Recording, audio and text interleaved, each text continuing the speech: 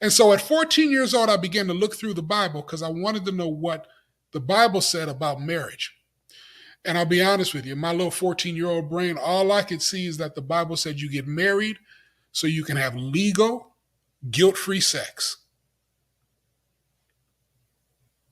I'm sorry, that's what I saw. But here's what happened. Oh, there's nothing there worth fighting for. I just need to know if one thing is true. Do you still love me like you used to do? What if they alright? Baby, can we still shine? Tell me that when we fight, are we still alive? Welcome to How Love Can Last Forever, the new podcast that I'm starting, and this is the pilot episode. This is the episode where I'm going to try to explain to you what we're trying to accomplish here on this podcast, as well as try to help you see how we got here. Why another podcast? And why would I dare to try to tackle how love can last forever? Forever? Forever. Let me give you a little bit of my history. I'm Pastor CalCope. I am the husband to Elise Copeland. I'm the father of Alexis Copeland. And I pastor a small church here in San Antonio, Texas, entitled Preeminent Worship Center. I have been married. This year will be 33 years in October. I fell in love. Y'all ready for this? At the age of 12. It'll be my story. You'll hear it. Sounds a little far-fetched, but it is my story and it is true. Anybody who knows me and has spent any time with me knows that it's the truth. But let's see if we can help you understand how we got here. How is it that we are tackling this issue of trying to give you hope and understanding that love can last forever? Well, I'll start with my 30th wedding anniversary. For my 30th wedding anniversary, you'll see the video on our website. My daughter surprised us with two gifts. The first gift was a trip to Cabo San Lucas. And Lord, did Elise and I have fun. The second gift that she gave, it was a video presentation from family and friends congratulating us on our 30 years of marriage. Now, when we got those two gifts, it was just before the pandemic. So needless to say, we weren't able to go to Cabo until we got to our 32nd wedding anniversary. But an interesting thing happened in those 2 years is I kept getting texts and phone calls congratulating us on the 30 years of marriage. But the other thing that kept happening is that I would often have conversations with those people, and they would simply ask this question, man, how do you guys do it? And they didn't say, listen, not just married, but you guys are married and y'all still seem to like each other. Y'all still seem to enjoy hanging out with each other. Y'all still look like y'all are childhood sweethearts. And I found myself telling some stories over and over again. And in telling those stories, I began to identify that I began to tap into the purpose of marriage. Yeah, see, here we're going to not only talk about the passions of marriage, but we're going to talk about the purpose of marriage. And it is something that I'll be honest with you, that until my 30th wedding anniversary, and I started answering the question about how did Elise and I make it 30 years. It wasn't until I started having to answer that question that I realized that I had been walking in principles that I believe is the purpose for marriage. But I don't know. Actually, I do know. I know that I didn't know that on my wedding day. I know that I didn't know that for the 30 years that we were married. I was doing it, but I don't know that I could have articulated walking in that purpose. See, let me see if I can help you understand. You can go play a basketball game and win the game because you love the game and you're just better than the other team. You can go and you can get on a dance floor and you can be in a dance competition and you can win a dance competition just because you're a better dancer. And I think one of the things that this podcast is going to help us understand is that those of us who have good, healthy marriages, it's not necessarily just because we're good in relationship, but I believe it's because we have walked in some principles, maybe knowingly or unknowingly. And so part of what this podcast is designed to do is to help to identify what makes us good at relationship, what makes us able to build healthy, strong, loving relationships. And that is something that you really have the power to do.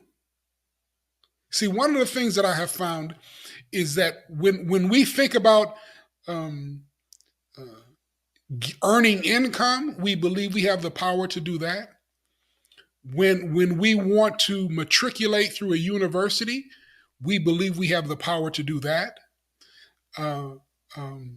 When we want to purchase a house, we believe we have the power to do that. But when you start talking about relationships, you hear things like, well, I'm just not lucky in relationships. Or, I've heard some people say, I've got a bad picker. I always kind of seem to pick the wrong partner. And I will say to you that I believe that part of the reason why we feel that is because we don't understand the purpose of marriage. And once again, I'm going to tell you, 30 years ago when I got married, 33 years ago when I got married, I didn't necessarily understand the purpose of marriage. But as I looked through the scriptures, I found that I was walking in that purpose. And so between my 30th wedding anniversary and my 32nd anniversary, having all these varied conversations, people will go, "Oh, I see. Oh, yeah, that makes sense." But then they would say this. They say, "Man, but you married your childhood sweetheart. You've known her since you were 12 years old. Y'all started dating when you were 16 years old. Y'all, the only two y'all been with is each other." Man, listen, that's not my story. I got some history. Anybody else out there got some history? And initially, I'll be honest with you, I kind of got a bit offended because I know that I put work in this relationship. But then I started thinking about Michael Jordan. There's always this big debate about who's the greatest and all of that kind of good stuff. And one of the major parts of the debate is that Jordan will always trump because he always won the championships. As opposed to today's players oftentimes can be considered the greatest because they've got great stats. Now, I'm not here to debate about winning basketball championships or not winning basketball championships, but I am saying this, is that you need to understand why you're playing the game. You need to understand the objective of the game. The objective is not to get a bunch of stats. Getting a bunch of stats does not mean that you win. Football teams, they play what is called a prevent defense. And in the prevent defense, The offensive team can oftentimes run up and down the field, getting all kinds of yards and making all kind of fantastic plays, but they never get in the end zone. They never score a touchdown. And I think very much so today, if you don't understand the purpose of marriage, you can do a lot of things that look like success, that look like you're making it, that's filling up the stat sheet, but you're not scoring touchdowns. You're not winning. So, you know, I decided to call on some folks to share their stories around their passion and purpose in marriage. I've already done a handful of them, maybe a half a dozen interviews. I got about 20 more to do. But the thing that has been so encouraging to me is that almost, no, not almost, all of them have identified that I never thought about the purpose of marriage the way we've talked about it in the scripture in the interview. But yeah, I have been doing that. And some of them said, you know what? I love my spouse, but I think I had the wrong understanding of what the purpose of marriage was. And now I'm going to begin to focus on the purpose that we've identified in the scriptures. Now, here's the beautiful part about that, is that the other spouse would say this, say, I know their heart towards me. I know they love me, just haven't quite figured it out yet. How wonderful would it be if you could identify the purpose of marriage, and now with the passion that you have for your spouse, you begin to walk in the right purpose, so that you're not just building stats, but you're scoring touchdowns. You're getting in the end zone. That's what my hope is. That's what my prayer is that this podcast will help you to better qualify the purpose of marriage. Now, here's the thing that I love about understanding this purpose of marriage as we have identified in the scriptures, is I love that it doesn't matter where you're at. It doesn't matter if you were childhood sweethearts. It doesn't matter if you've both been divorced. It doesn't matter if one of you have children. It doesn't matter if you're a single parent. It doesn't matter if you have been unfaithful. It doesn't matter if you've got financial difficulties. It doesn't matter. Those things don't matter. But when you identify the purpose of marriage and you connect the purpose of marriage with your passion. See, many of us can tell you why we got married on our wedding day. If I be honest, my why was because of the way she looked in them Jordache jeans. I done just told her my age. And if I be honest, on my wedding day, I wasn't thinking about the purpose of marriage. I was thinking about, when is my plane leaving for Cancun? When am I going to get to be alone with the love of my life, and start the rest of my life with her? I wasn't thinking about representing Christ in the church and all that kind of good stuff. I was ready for my honeymoon. I was ready to be with my baby, just me and her. And as I interviewed these couples, many of them said this. Matter of fact, I think all of them said the same thing. Listen, on my wedding day, I was ready. But once again, I think we've uncovered the purpose that can transform your life, that can change your life. So let's look at a couple scriptures to try to help to give some clarity on what this purpose for marriage is. And let me start with a story. 12 years old, I saw her, and I instantly fell in love. I said, she's the one. I was 12 years old. I told my brother, that's the one I'm going to marry. I know, it sounds crazy. I know. I'm 57 years old now, and it sounds crazy to me. But as crazy as it sounds to my 57-year-old self, Nothing could have been more true to my 12-year-old self. I just know that. Now, 12 years old, that happened. But at 14, something critical happened. And I didn't even know how critical it was until my 30th wedding anniversary.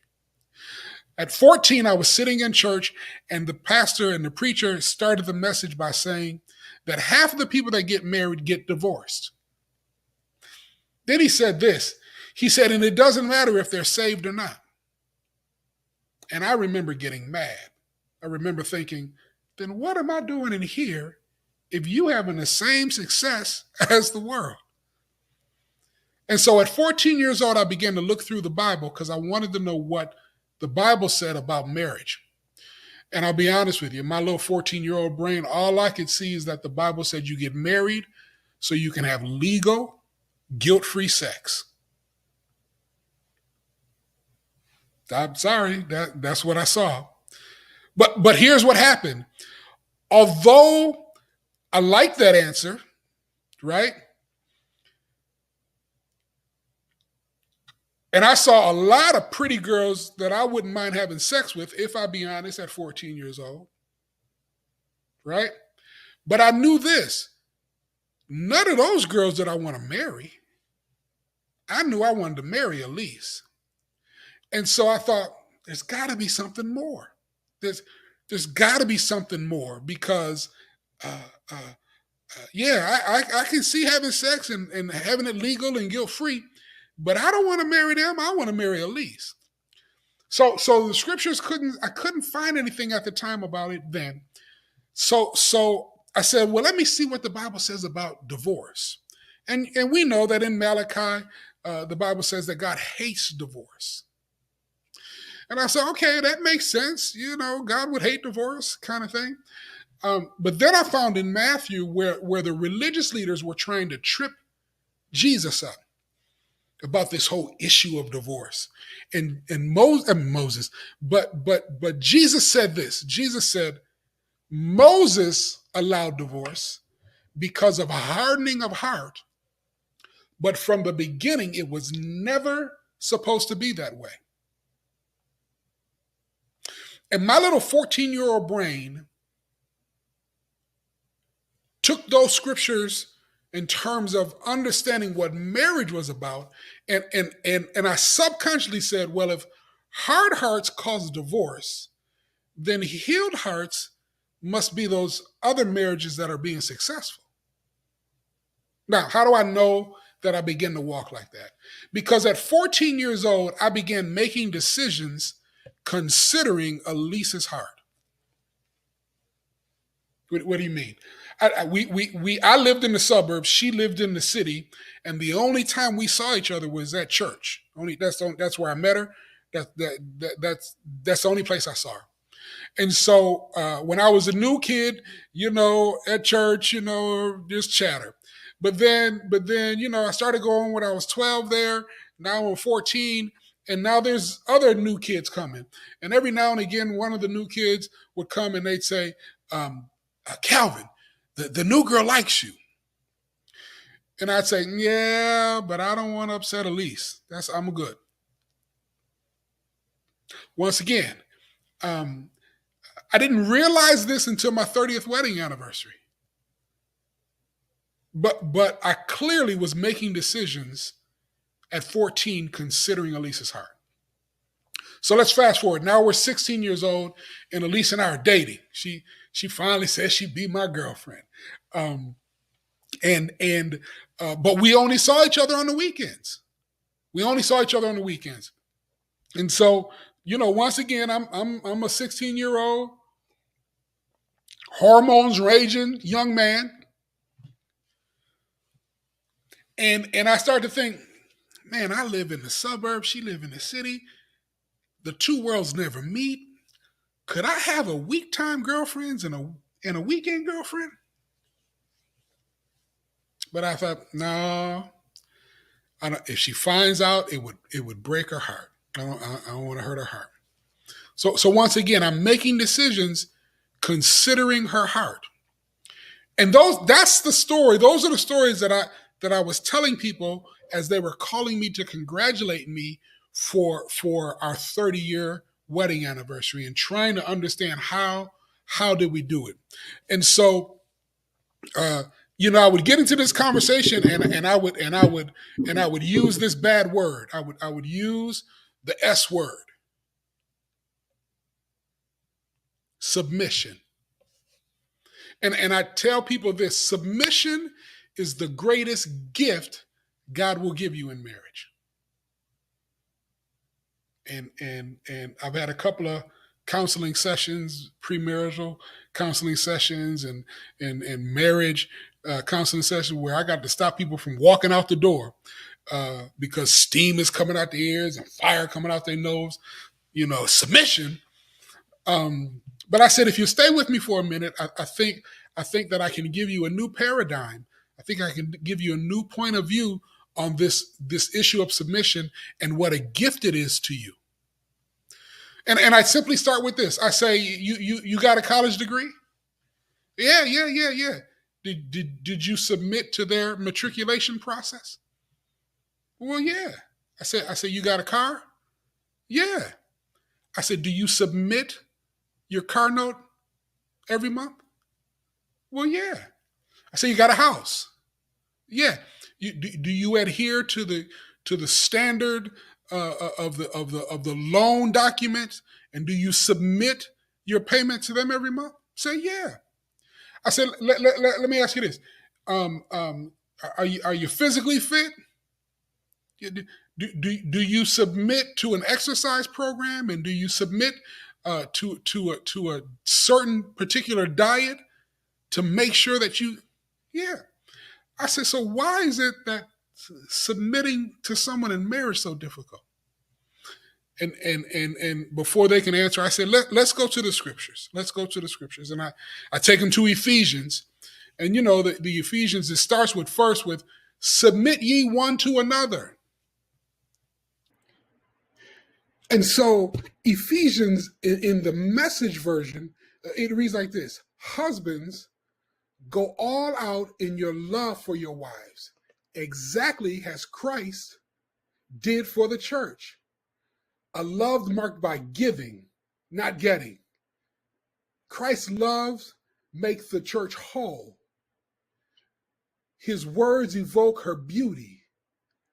Everything he does and says is designed to bring the best out of her, dressing her in dazzling white silk, radiant with holiness. And that is how husbands are to love their wives. Now, you see, they're really doing themselves a favor since they're already one in marriage. So that's what the husband is to do to the wife. Now, that is also a representation of what Christ has done for his church. Once again, I will tell you that submission is the greatest gift God has ever given you and I. Because I'm a born again believer. I'm a Christian. And so I am the church. And so Christ has given his life for me. And the more I get washed by the word, the more the word removes all wrinkles, stains, and blemishes. And so when I see a wrinkle, a stain, or a blemish, or hurt places, wounded places, broken places in my wife, I try to figure out how to wash her with the word. Don't always do the best job with that. Been 30 years. In fact, I've hurt her heart. In fact, I've wounded her. But we're talking about this issue of submission. And if I understood that I submit to a person who is washing me with the water of the word. The truth be told is in my courting days, Elise could see that I cared for her heart. Elise could see that I was concerned and caring for her. Quite frankly, if I wasn't doing it, she wouldn't have married me. Now, once again, Haven't been perfect at that, right? Because why? Because I got some wrinkles. I got some wounds. I got some blemishes. And so, because I am born again and my wife is born again, um, uh, as the husband, as the man, I'm not only the groom to my wife, but I'm the bride to Christ. So that I can do the washing, but then also my wife can do some washing to me because I'm the church. And so imagine being in a relationship where two people are submitted to caring for each other's heart. See, that's when you begin to understand that submission isn't about gender roles. Submission isn't about who's doing the cooking and who's taking out the trash and who's cutting the grass. Uh, uh, That's not what submission is all about. Now, if traditional roles works for you, and if traditional roles brings healing to your heart and removes your wrinkles and stains and blemishes, I love it. But if you think that submission is about who's in the kitchen and who's in the garage, you have been bamboozled. Because the scriptures say, submit ye one to another. And so once again, who would not submit to a person who was washing them with the water of the word so that their wrinkles, stains, and blemishes are removed? Now here's the other secret. When you really get that down and you really are good at washing, you are washing them to present them back to you. See, another version talks about focus on giving, not getting. And I'm going to tell you what, there is nothing more satisfying than being in a relationship where the two are concerned with more with giving than getting. It's a blessing. So now I learned that lesson, but once again, I didn't identify that purpose really until 3 years ago. I had been doing it,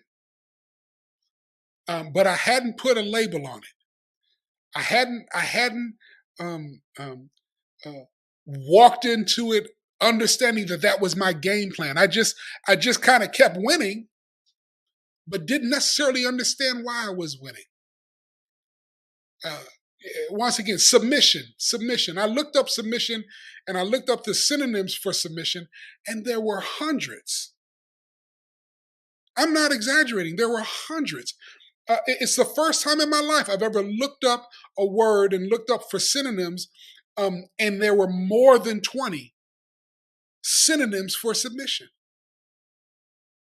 I got so excited as I read through the list, and I'm going to show you some of those on the list.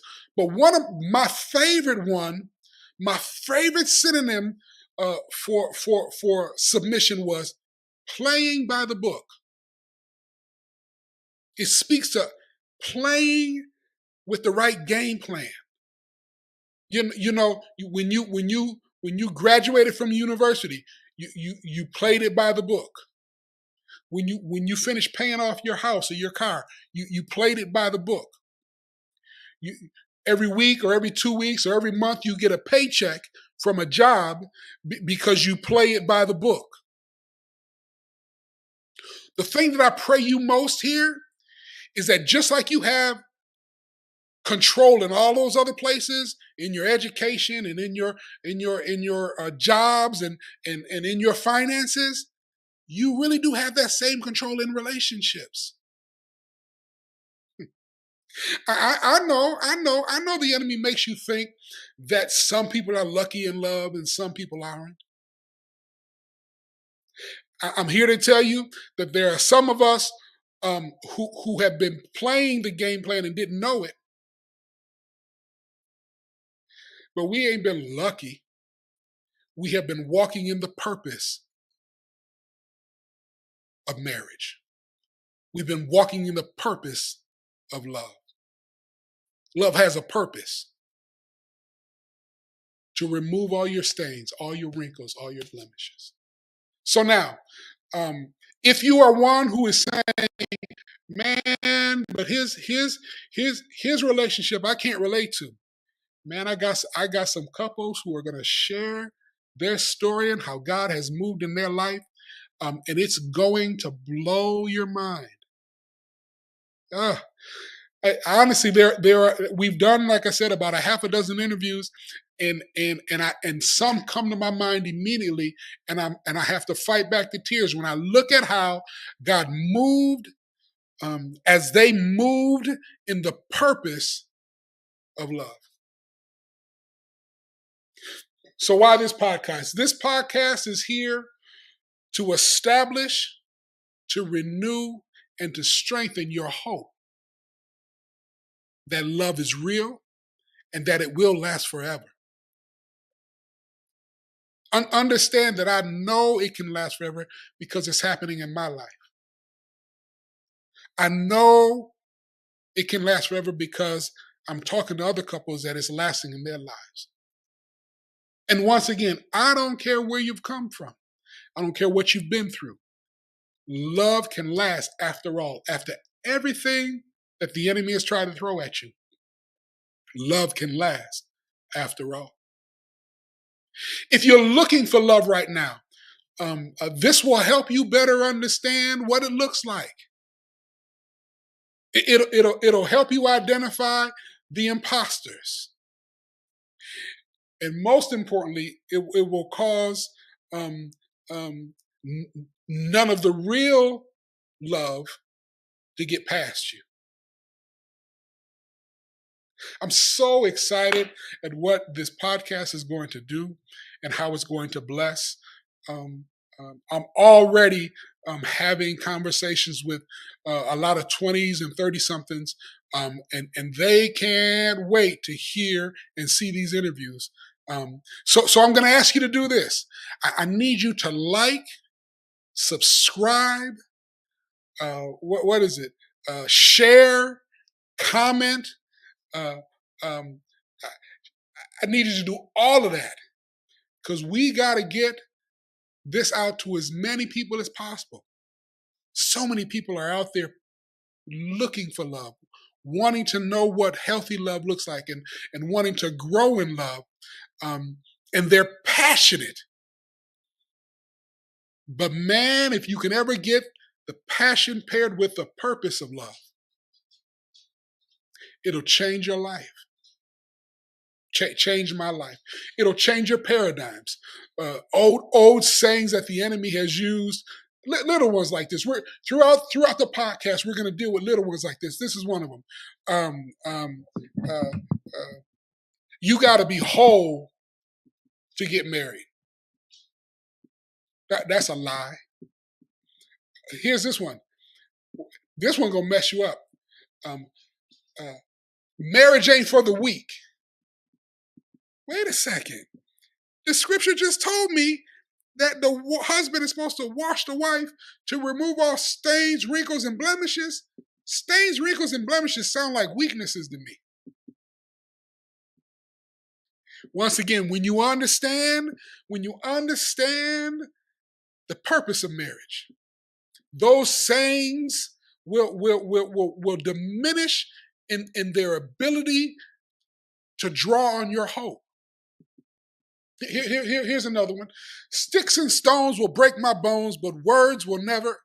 No, that's a lie from the pit of hell. The Bible says that the power of life and death is in your tongue. I'm telling you, this podcast is going to change your world. So won't you join me? Won't you like, share, subscribe, so that we can get the word out and we can renew people's hope that love can last forever. After all, I don't care what you've been through. Love can last forever. Thanks for watching How Love Can Last Forever After All podcast. Please remember to like, subscribe, share, and make comments. New episodes come out every other Friday. Thanks so much. See you soon.